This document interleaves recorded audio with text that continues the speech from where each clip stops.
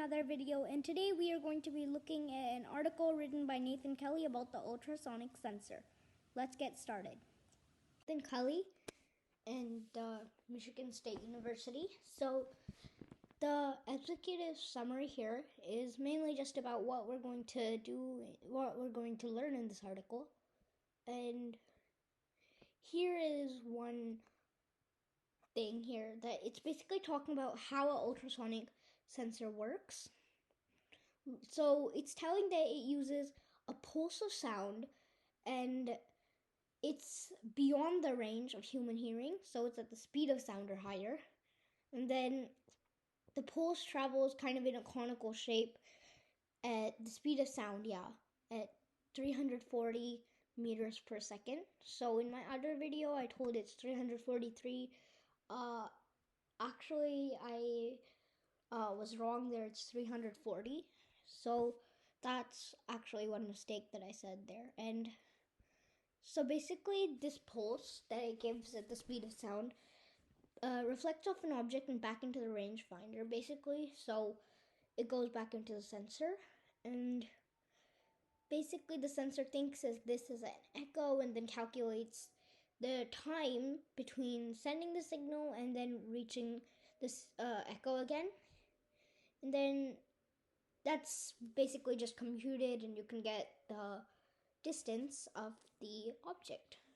So that's what really this bit is about here. And then it's giving the equation. Distance is elapsed time times speed of sound divided by 2. And basically, this is because here, basically when we give the pulse, we measure the time it takes for it to come back.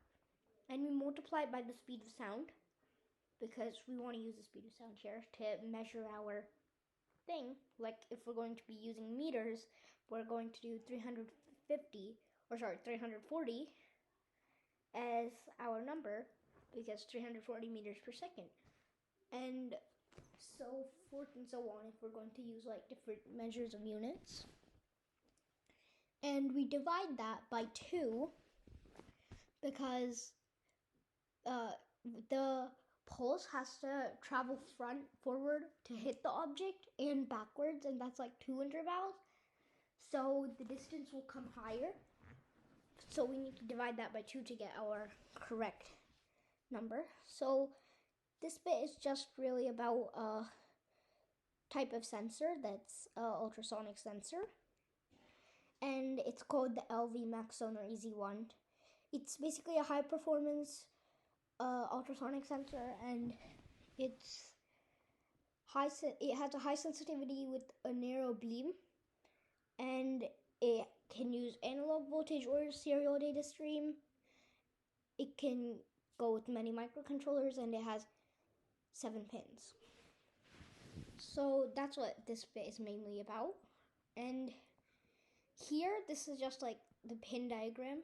It continues till this page.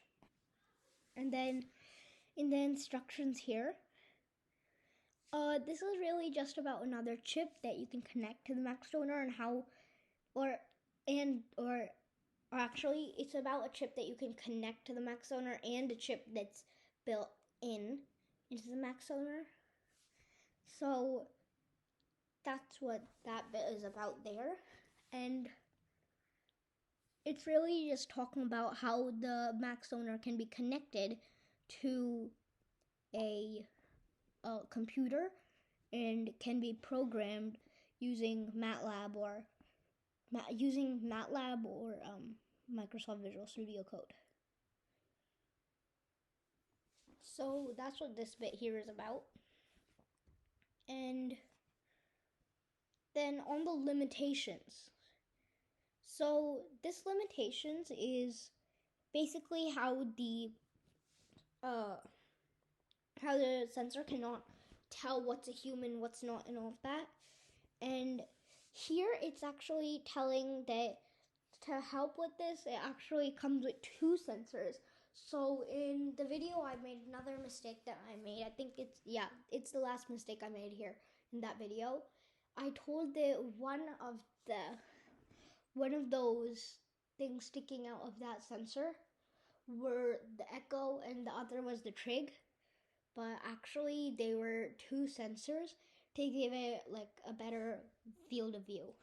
So that is actually a mistake that I did there, and this gives it a better size. It gives it a better idea of the size and increases the accuracy of the sensor.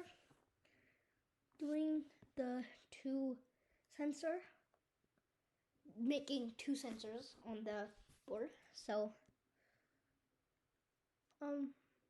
this bit here tells that it can really cover a wide range from up to 0 inches to, or this is around, up to 0 inches to about 254 inches.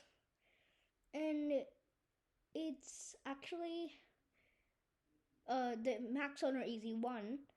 It has a narrow beam, like about 1 inch in diameter, and it's a good sensor because its dowel is under 10 feet and approximately 3.2,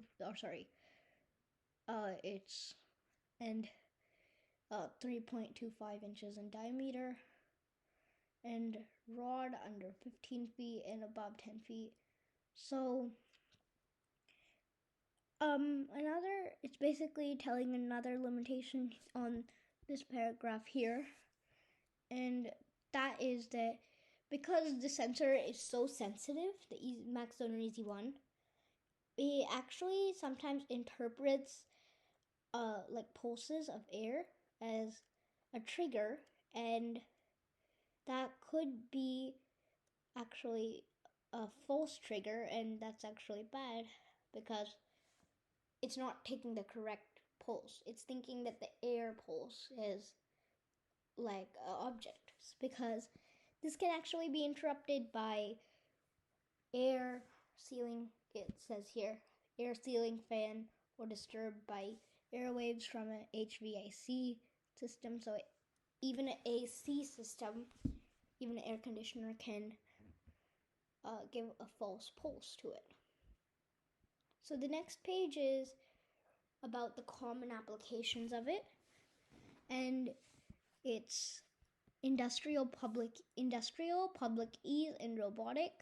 So this is the paragraph about industrial, and it's telling it's very popular in industrial because it helps maintain, like, this is just an example that it gives here. It helps maintain the level of liquid in large vats to ensure constant intake and outtake of the fluid. So it can be used like to remember to drink water. It can detect clear objects or objects in any color. So it can even be a liquid. And so that's basically, or it can also be used for high precision cleaning because it helps with that by getting the accurate places. So it can be used in high precision cleaning. And for public ease, it can be used for those automatic doors that you see in the supermarkets and all of those places. And it actually is really good for that stuff because it doesn't use light, so it doesn't matter whether it's nighttime or it's daylight, it can still detect, since it's not like LiDAR and doesn't use light. So, or sorry, it's not like LiDAR, and instead of using light like LiDAR, it uses sound. So,